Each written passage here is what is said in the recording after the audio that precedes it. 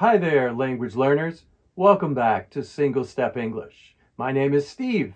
In this lesson, we're diving into a common phrase you might hear. What do you expect? Let's break it down. Now, when someone says, "What do you expect?"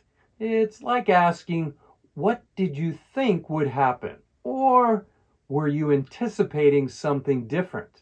It is often used to express confirmation that something would happen.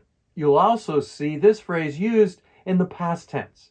What did you expect? This is similar to the expression, "I told you so," or "I knew this would happen." What did you expect? For instance, let's say that your friend has some college students move in next door. Then the students play loud music at night.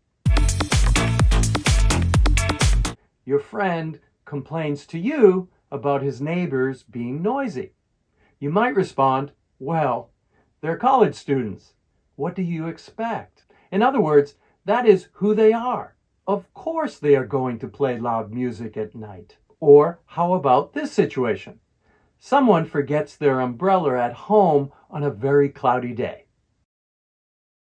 Then it starts to rain and that person gets wet walking in the rain. You could say, "It was really cloudy this morning and you left your umbrella at home. What do you expect?" You feel that, of course, the person was going to get wet. The next time you hear, "What do you expect?" or the past tense, "What did you expect?" remember, it's all about confirming information or saying, "Of course that was going to happen." In under 2 minutes, you learned another useful English expression from Single Step English. What did you expect?